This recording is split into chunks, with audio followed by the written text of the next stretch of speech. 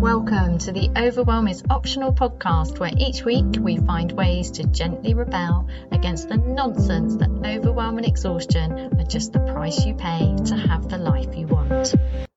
Hello, welcome to this week's episode. How do you start your day? 2 reasons for this powerful question and an episode all about that question.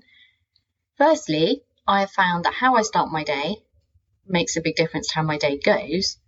Might sound obvious, but worth delving into, because if it is obvious, why don't we use that more and more?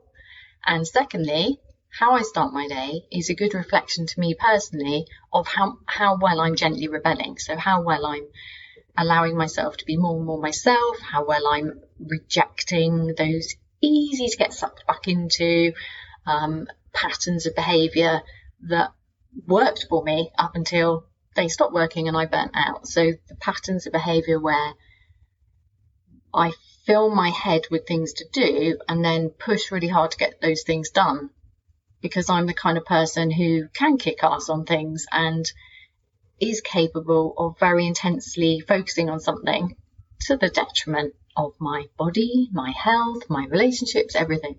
So how do you start your day? Do you wake up?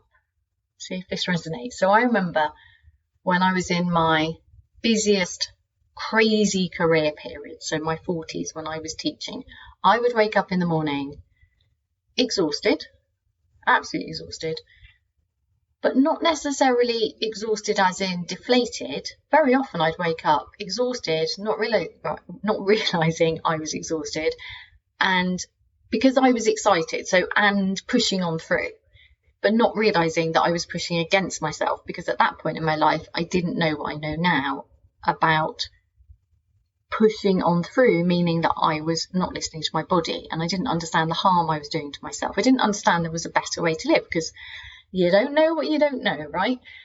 So in those days, I was spending a lot of time in my head, and that would start from the moment I woke up. In fact, often it would start in the middle of the night. I'm sure you can resonate with that. It's very common, isn't it, for those of us who are very busy, very driven, ideas people, get excited about life, want a full life. Very often I think we wake up in the night and there's a lot of whirring going on. And I didn't always mind that, because I got some of my best thinking done in the night. Sometimes I'd wake up and I'd write loads of ideas out, I'd kick projects off, all sorts of stuff would happen. But actually, in general, it was a bit rubbish, because I need sleep. I like sleep. I'm a big fan of sleep. Sleep's good for me. I'd rather sleep through the night. So that wasn't helpful when that used to happen a lot. I don't mind occasionally if it happens now, because normally there's some really good ideas. But also I've learnt to just accept that might happen sometimes, and that I've decided that's not going to impact my day. Whereas when I was living right on that edge, what I call surfing the verge of burnout, not getting good night's sleep really meant I felt like I was teetering more towards the emotional outburst. Although I was very good at crushing that at work right until the end, I was rubbish at crushing that at home, which meant that my partner would get the worst of me, and that's not really what I want. That's so out of alignment, isn't it? You wait a long time, you kiss a lot of frogs, and then you meet the man of your dreams, and then you shout at him when you have a successful career. Not quite the life I intended to live. So in those days, when I was what I thought was riding high on success, and in many ways I was, and I'm not going to take that away from myself. I loved what I was doing. I had extraordinary opportunities. I did amazing things. I was really good at what I did. I got a lot of meaning and satisfaction from it. I was well paid, blah, blah, blah. But I was also killing myself. And when I used to, but I didn't know that. Obviously, I didn't know that. It's easy to look back, isn't it, and go, why would you do that? Why would you do that, Heidi? That's bonkers. It's easy to look back and do that. Didn't have the kind of wisdom and knowledge I have now. I certainly didn't have the skills, despite having lots of knowledge. So knowledge as in academic knowledge. Anyway, see if you can relate to this. You wake up in the morning, and before you've even properly come to, your mind is full. absolutely chock-a-block. And it's already, because the mind can move faster than the body, it's already out the room. So you haven't even come to, stretched, woken up, realised what day it is, and your mind is already halfway through your day, somewhere on the other side of the planet, rehearsing conversations with people, or it might be time travelling, going over an old conversation that's still bugging you. Oh man, all of those things at once. Because I don't know about you, but there's times when I think my mind is like several minds, and it can just run parallel programs of rehearsal of past, future nonsense going on, plus keeping I don't know how many different lists going on, which I was completely unaware of until I had my burnout time, and then I had to rebuild myself. And through my work with clients and the deep work I've done on myself, I uncovered these things. So that was pretty much how I used to wake up in the morning. And then at weekends, that was still going on. But then I'd realise, oh, thank goodness it's Saturday. And then just sink back into the bed, feeling very heavy, that concreteness, that like the body's so tired, even though I would have not done exercise, not done things, been outside enough or done a lot of movement. I wouldn't necessarily have been sitting. I would have been sitting, walking and standing during the day, but not doing the things that my body really needed to do and enjoys doing to feel happy, nourished, well, supple, strong, etc. Even though I wasn't doing a lot of movement, oh man, the exhaustion was just ridiculous. Then, as I started to do this work and really look at what was going on, I started to really look at what I was doing first thing in the morning. So if you've heard me talk about this before, the first day when I should have been at work and I found myself at home, I had intended to get up, do an hour of yoga and an hour of meditation. That was my dream. I just wanted that feeling back of when I'd done my intensive yoga teacher training and felt good, felt connected to myself, had lots of energy, felt really well, felt very centered, felt very aligned. I wanted that back. And I thought the way to get that was to have this very, very strict Zen routine. And Zen routines are very, very strict. I mean, to the point of punishing your body, to the point of sitting there even though your knees are screaming at you, your back screaming at you, your neck screaming at you, everything's gone numb. Like, there's really strict routines within, from what I've experienced. I mean, I'm no Zen expert, but my experience was that discipline. And I liked that discipline because you don't have to think. If you've got a structure that you can just follow blindly, you don't have to think. But my problem is that doesn't work for me. And actually, one of the things I like about Zen is it's not supposed to. You are supposed to rebel against it and find your own way. Really, really important. And that morning when I woke up in the dark, ready to do what I thought was my dream routine, now I had time. And I rolled out my yoga mat and I lay down in the dark. And I was so heavy and exhausted.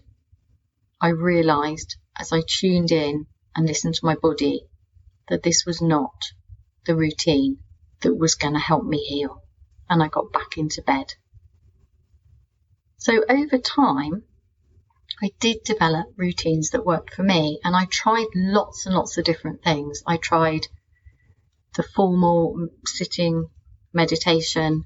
I tried some qigong because that's a gentler way than a strict yoga routine. And also I quite like that. I don't know, there's something about qigong I really, really like. And also Zen yoga is very, very close to qigong. There's lots of overlap. So it's not really doing something differently, but there's a particular qigong routine that I really, really like. And that would sometimes work. And then other times I'd be rebelling against it. And what I found is every time that I come up with a very strict routine to support myself in this gentle rebellion, to support my mind so that I can think clearly, I can let go of anxiety and pressure, so that I can just reject overwhelm, reject pressure, reject stress, reject restrictions that stop me being myself, things that deplete me. Every time I come up with a strict routine and I get really excited because I'm that kind of person, I get intense and go, yes, this is it. I'm going to go all in on this. After a while, I start rebelling against it. And then I start beating myself up thinking, we haven't done it now. What's wrong with you? And then I remember, I'm not supposed to. What I'm supposed to do is do it my way. And then I rebel against it. Now that's very difficult, isn't it? Because it's easy to get into the judgmental, well, you said you'd do it and now you're not doing it. And then you can have a fight with yourself and, you can sit on your shoulder and say you're rubbish, you're just weak. Why are you not doing this? Or you can look at it seriously. So to me, it starts with a commitment. So when in my group coaching program, Get Your Life Back, the morning promise is the tiny, huge, life-changing practice, which throughout it, every single day for 12 weeks, you're invited to do as a strict structure. And the morning promise is, there's a whole episode on this somewhere, I commit to myself first, to living my life my way. And it's an embodied practice. So it's not just a saying it to get it done and out of the way so you can then rebel against it and not really discover ways of living your life your way. It's to set that clear intention for those 12 weeks while you're learning to get your life back by tuning into your body, listening to your heart, nourishing your mind, committing to living your life your way. But the point of it is to make it your own, is to make it part of your body, to completely embody it, to really listen into your body, tune into your heart, set an intention. It's not about the routine. And I think that's the key here. It's about how you're doing something. So if I think about, there's lots and lots of morning routines shared online for free, very generously, from highly successful people who are sharing what works for them. I've tried lots of them or bits of them, and I really struggle with somebody else's routine, quite rightly. Welcome to the Gentle Rebellion, where you tune into doing things your way. But it can be really helpful to take somebody else's routine, try it out, reject what doesn't work for you, and take the bits that do. That might not be allowed in some of those routines. I don't know, I haven't looked at them all. But that's what the Gentle Rebellion's about. It's about tuning in and saying what really resonates with me, what works for me, and also what works for me at this point. So if you're at a really, really busy period in your life and you're completely overwhelmed, getting up an hour earlier to do some very long structured routine, is that going to work for you? I don't know, it might do. It didn't work for me. And it was really important for me, that moment of listening. What do I need now? What's going to nourish me right now? Because actually, it's the listening that matters. It's the tuning inwards. It's the letting go of the pressures and external clutter of you ought to be doing this. You should have this strict routine. If only you did this every morning, everything would magically be okay. It's not true. It's the intention. So what I like about the morning promise is that it's very small, obviously, because it's a tiny, huge, life-changing practice. It's the smallest thing to do in the morning with the biggest impact. And it is a strict structure, but it's designed for you to make it yours. And this is really important. And some members of Get Your Life Back have fought against it, struggled against it, not quite managed to make it theirs for a very long time. And that's okay, because it's not just the doing of the practice, it's the exploring, it's the discovery, it's the, what is it about this that I don't like? What is it about this I do like? How well am I committing to it? Am I forgetting to do it because I don't want to do it? Or am I forgetting to do it because I don't really like it? Or it's not working for me, or there is something there for me, but I'm resisting it because it's connecting to my heart, and I'm not ready to listen to what my heart wants because I'm scared that this will create, listening to my heart will create some huge wild disruption in my life. There's so much within that. But what I really, really like about the morning promise is, because it's so tiny, because it doesn't take long to say, it doesn't require a huge disruption. So you can always fit it in. Now, not everybody manages to in very busy times, and that doesn't matter either. What matters to me is that we have something that connects us to ourselves in the morning and allows us to center into ourselves, to take our attention back, because that's the thing, isn't it? That waking up in the morning and your attention already being on external things. That's, to me, is the problem, because that's the disconnect. That's the not starting the day connected to yourself. So that's disempowering, because if you want it all, you want vibrant health. So listening to the body is absolutely vital, because the body has the wisdom. The body is a natural healing machine. Listening to it matters.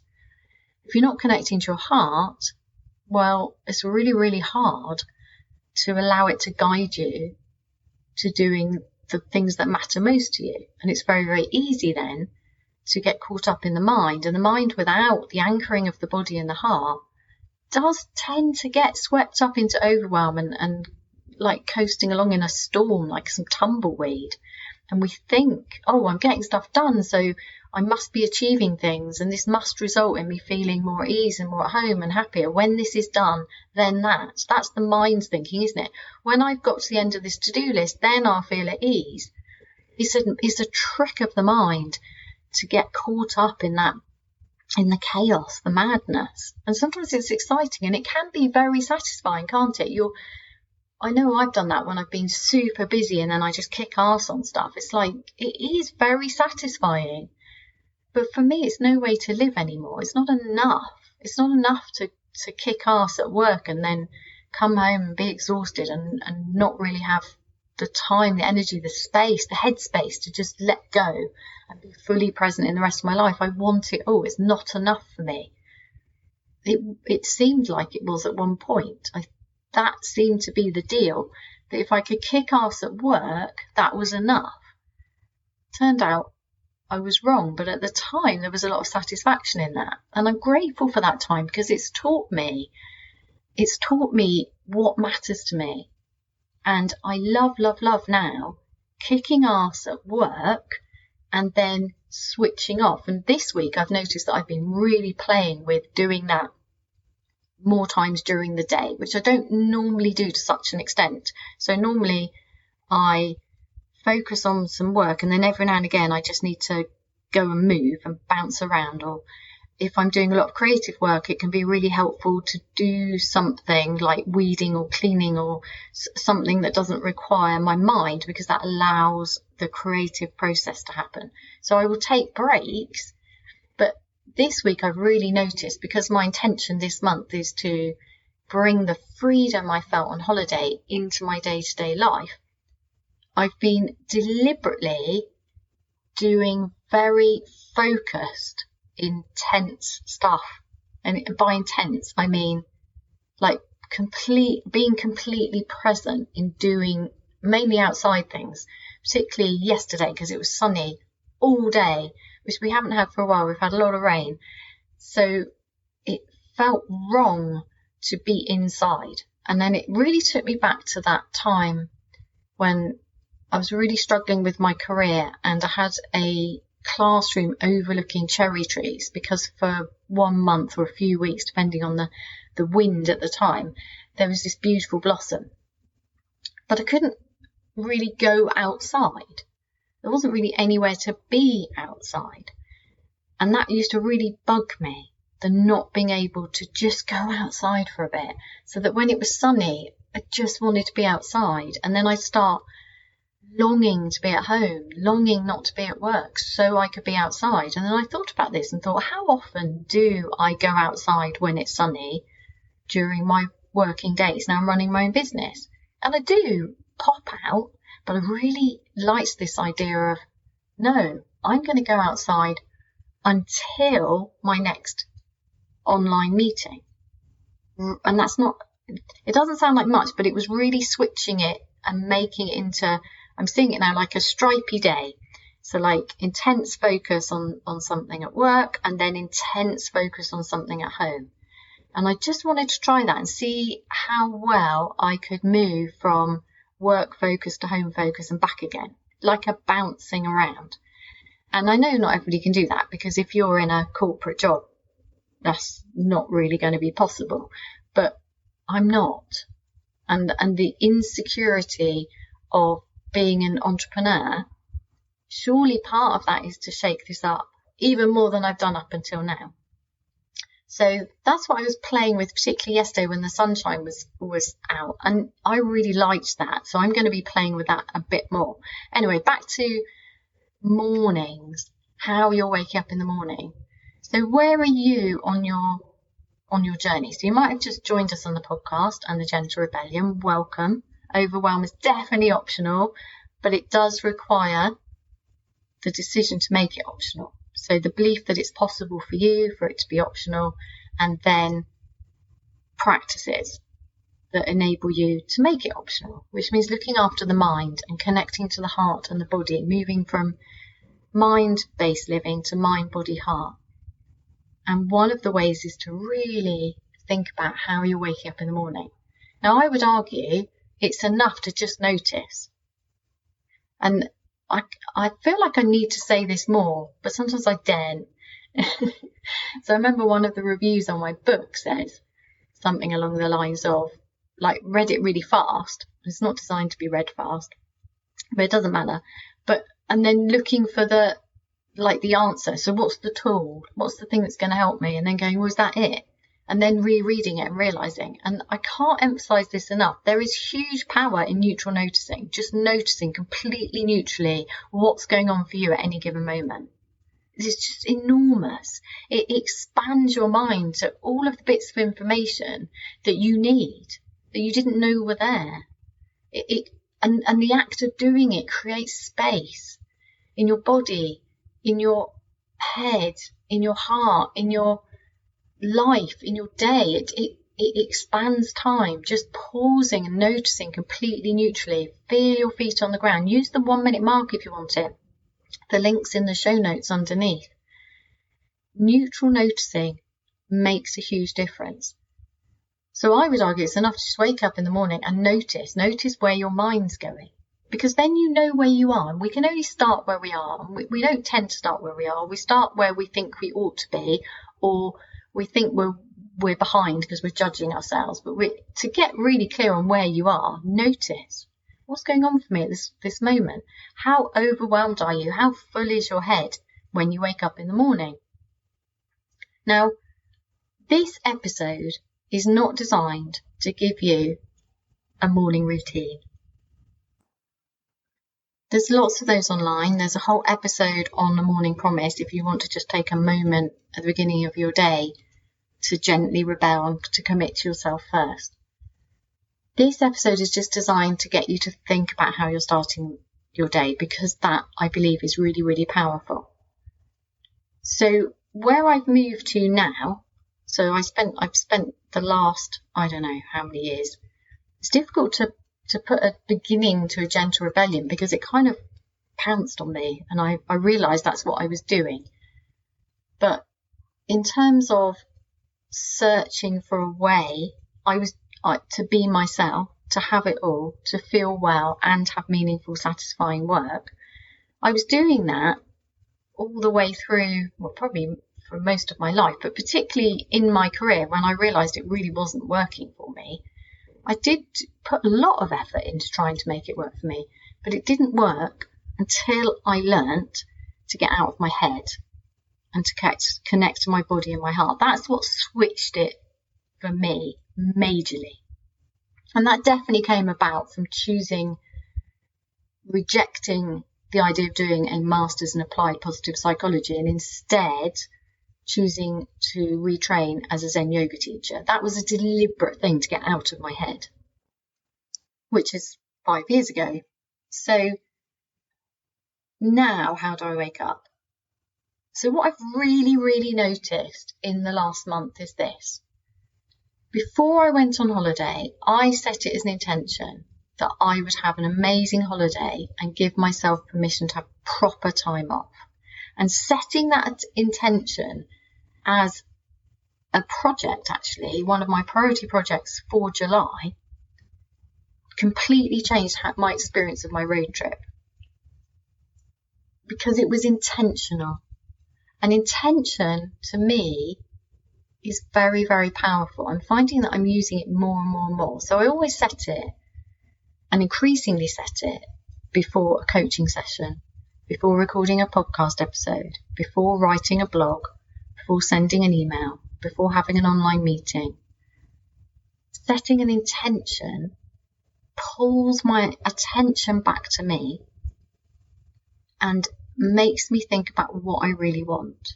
And then I up level it. So I'm always going for the greatest possible intention, which is why I sometimes make it open with a kind of, or even better, or more than I could possibly imagine.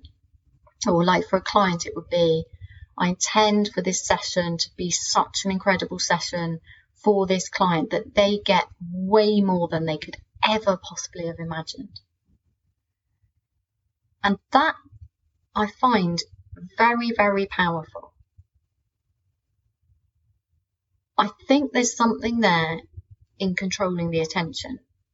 And you can say, I can hear my mind go, yes, but you're just tricking yourself, Heidi. So, for example, yesterday I had 2 calls with people who want to be on my podcast, and I set intentions for the calls, and in both cases, exactly the intention that I set, which was about the energy between us and how it felt and what it will then create. And it exactly, and I really, really mean this, exactly the intention I set was the energy that we felt together during that call. So that's really, really powerful. Really powerful. But is it a trick? Kind of, but does it matter? So if you can trick yourself into being happier and healthier, that's okay, right? Because you're happier and healthier. It's ridiculous when our minds do this, but it's not real, it's a trick. Well, we live through our minds primarily, so if we can trick the mind into feeling at ease and feeling happier, that's going to be a good thing, right? So when you set an intention, if you set an intention for your day, and then that's going to draw your attention to the fact that that's actually what you want, and then you're going to look for evidence of that being true, and then when you get to the end of the day, you're going to be grateful that that intention came true. Yes, it's kind of a trick, because you're moving your attention into noticing the absolute best for yourself. But it works. I find it works anyway. So what I was doing before I went on my road trip was imagining that. Imagine it being easy, the feeling of freedom, the idea of not booking accommodation or having a strict itinerary, feeling really, really good, really empowering, really freeing, as opposed to being something to cope with. So I completely turned it upside down as a genuine practice of freedom. And it worked brilliantly. And I had, honestly, it's one of the best holidays I've ever had. The feeling of freedom was incredible. And what I noticed was that I was waking up just really, really grateful. And I was remembering that intention, which was embodied, to thoroughly enjoy my time away, to thoroughly enjoy my time with my son, to thoroughly enjoy being in all these different places, having the freedom to be in a car and just travel to these beautiful places, to look for the friendliness of people, to expect to find the best coffee in it to be delicious, to expect the weather as well. I did have huge expectations of the weather, and everywhere we went it was sunny, apart from the first day. So that worked, that setting of intention first thing in the morning, and then looking for evidence of that being true, and then being grateful that it was true, and doing that repetitively. Because what I've decided is, no matter what happens, I'm going to be happy. I'm done. I've had a lot of stuff happen to me in my life that has broken my heart, and I'm done with that. I'm done with waiting for something to happen that makes everything okay, for somebody else's behaviour to change towards me so that I can be happy. I'm done with that. I'm choosing to be happy. And before I thought, yeah, that's an easy thing to say, but There's been times in my life when that would have felt impossible. But actually, the more I've practiced it in really tiny ways, the more powerful I find it. And I'm just assuming this is going to keep going, because I have to assume that, don't I? Because I'm having the intention for that to be true. So at the moment, that's working really, really well for me. But it wasn't a sudden thing. So I can see that all of the neutral noticing I've done, all of the commitment to myself, all of the deliberately controlling my attention onto unexpectedly lovely things, onto being grateful, into feeling safe, into feeling free, into accepting myself. All of the messy journaling I've done, looking at what caused me to implode my life by burning out and losing myself. What caused that to happen? That was a lot of courage to go back and look. Why on earth would that happen to me? I knew what I was doing. What's wrong with me that would happen? How embarrassing to face the shame of imploding my life. There's power in that. There's freedom in that. So everything that I've done, particularly in the last 5 years, culminated in this waking up in the morning and noticing how free I feel, how free of overwhelm and pressure I now allow myself to be. I do think it's an allowing. It's a letting go. It's a letting stuff be. I have done this. I've done enough. I refuse to do more because that would be crossing boundaries to do with work-life balance and energy and health. I let go. I trust. So there was the wrapping up of my business and trusting.